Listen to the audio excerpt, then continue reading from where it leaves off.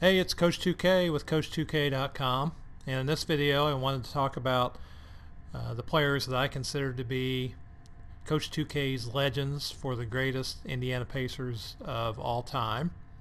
Lately I've been using Brian Mazeek's Ultimate Legends roster that he created, and I've got that listed right here. So this is his 15-man roster that he put together, and he's done a great job on it, especially because we got Reggie on the team, and it's the first time I've ever used Reggie in the game. Reggie's one of two players that are probably the most wanted in the game that aren't in there because of licensing issues, him and probably Charles Barkley. So anyway, he did a great job with Reggie, and I had some suggestions for him on who I would put on the list of my greatest players. And obviously he only had so much time to work on the roster, and maybe wasn't aware of some of the guys that Indiana Pacer fans would probably like to see on the team. So I've been an Indiana Pacers fan since the 70s. I watched nearly every game of Reggie's career. I was a season ticket holder for several years. I went to the NBA Finals, and I'm probably the most dedicated Indiana Pacers user in NBA 2K history, I would think. So I think that makes me pretty qualified maybe to give an opinion as to who I'd like to see on the roster. So keep in mind, it's always kind of a subjective exercise. People can think one player deserves it and another doesn't. Just depends on what your criteria was. So this wasn't a scientific thing, but what I did, there's a 15-man roster, and so I created 3 teams of 5, and so I thought I'd go through my first team. I would have Mark Jackson at point guard. He's my choice because he was a great point guard. He knew how to put the ball right on the money for Reggie. He was close friends with Reggie, and he was on the team that went to the NBA Finals. Now, he had created Jackson, but he put him on the Knicks, and so I moved him over to my squad instead. At shooting guard on the first team, obviously we got to put Reggie Miller on there. He's probably got some of the absolute best playoff memories in NBA history. The 8 points in 9 seconds, the games in Madison Square Garden with Spike Lee, that huge third quarter, the big shot he hit against Michael Jordan in the conference finals. And he's in the Hall of Fame. He's got his number retired in Indiana, and so he's probably, in my mind, the greatest Indiana Pacer of all time. At small forward, I would put Paul George, and while he's pretty young, he's one of the most athletic small forwards ever to play for the Pacers, and he led the Pacers to 2 straight Eastern Conference Finals, and he made 2 NBA All-Star teams. Kind of remains to be seen what's going to happen with Paul George going forward since he broke his leg. I hope he recovers fully and has a great career as a Pacer after that. So that kind of remains to be seen. At power forward, I would put Jermaine O'Neal. Jermaine started his career in Portland, and he kind of got new life in Indiana, where he became our career leader in blocks, and he had 6 straight All-Star team selections. And so that's why I put him at power forward as my starter. Now on the first team, I'd also put Mel Daniels at center.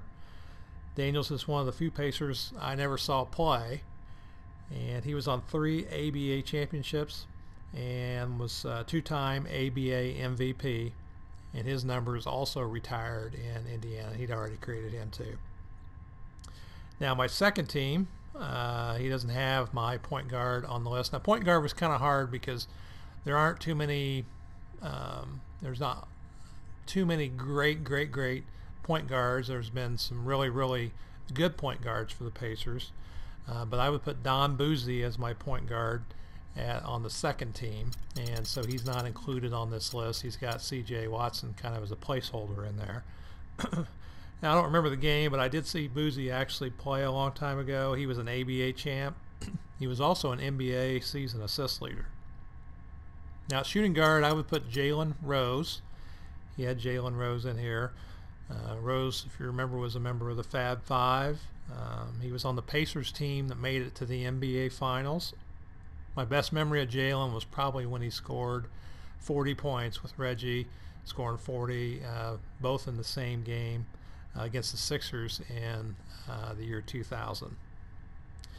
Now at small forward, I would put George McGinnis. He had George McGinnis listed on the Sixers, but I moved him over to the Pacers. McGinnis is from Indianapolis. He played for Indiana University. He was an ABA champ, ABA MVP, and he has his number retired in Indiana. Now, I also saw McGinnis play, but it was towards the end of his career. And at center, I would put Rick Smits on my second team. Rick Smits was the second pick in the NBA draft, right behind Patrick Ewing.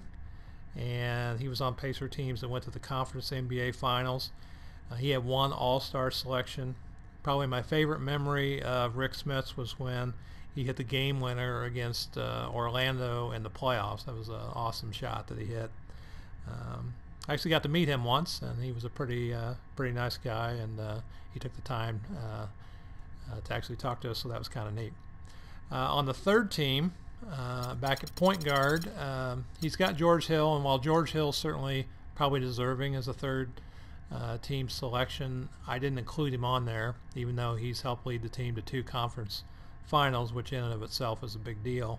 I put Vern Fleming on there, and I did that because of his longevity with the Pacers at the point guard spot more than anything. Another guy here I would have considered would have been Travis Best, because he was the backup to Mark Jackson on our finals team. Now shooting guard, he doesn't have him listed here, but I would put Billy Knight. And while I saw Knight play, I didn't see him play. I put him on the third team because he was both an ABA and NBA All-Star selection. Now small forward, I put Danny Granger. I put Granger on the third team because he was an NBA All-Star. He's the Pacers points per game leader, and also because I just absolutely loved using Granger in NBA 2K. And in fact, I nicknamed my arena in NBA 2K the Granger Zone because he had some awesome games for me since I've been playing. Now power forward, I would add another guy that he didn't put on there, and that would be Dale Davis. Davis was one half of the Davis boys, with the other half being Antonio Davis. Davis was an all-star selection, spent nearly a decade with the Pacers, and was on numerous conference finals teams, and he had 1 NBA appearance. Probably my favorite memory with Dale Davis, I think he tipped a game winner in against the Bucks. I think it was in the first round of the playoffs in one of the games that I saw, which was a huge win for us. At center, I would put Roy Hibbert on my third team, in spite of his recent departure from the team. He was an all-star selection.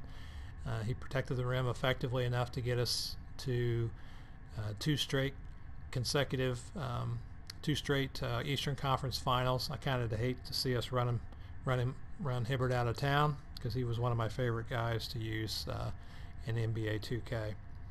Now there's some other guys probably I mentioned like George Hill and Travis Best, but also he's got Chuck Person on here.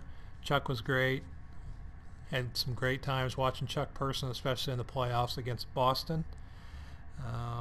Derek McKee, Larry Brown liked him. Detlef Schrempf and LaSalle Thompson were players that when they came to the team, they kind of instilled a new attitude.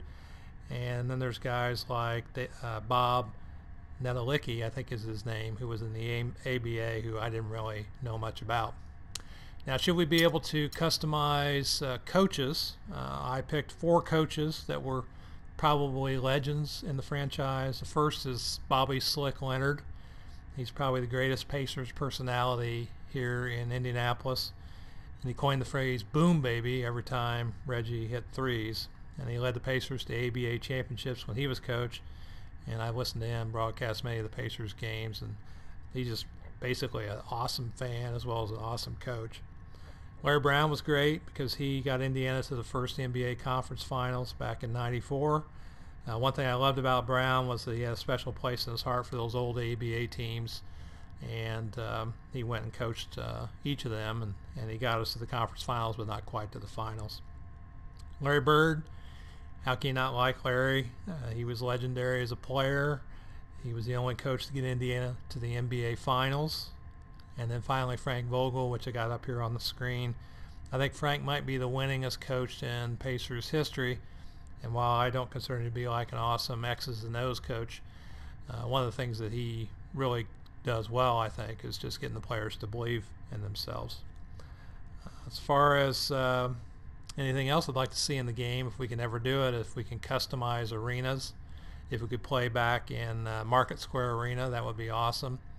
There was no place better to watch a game than Market Square Arena, and some of the playoff games in there were just awesome. And a lot of it had to do with the crowd. They were just into it because, you know, it was the first time we'd ever experienced any playoff success was in Market Square Arena. And so while Bankers Life is pretty cool, it's just never been as loud as Market Square Arena ever was. So anyway, those are my selections for Coach 2K's NBA 2K and Indiana Pacers greatest all-time legends. And so I think he's going to make a roster next year, so I just want to kind of give him a reference to have if he wants to use it, creating next year's Pacers guys on the Legends roster. If you haven't checked out his roster, you can find him on Twitter at Unique Mazik, and also on YouTube.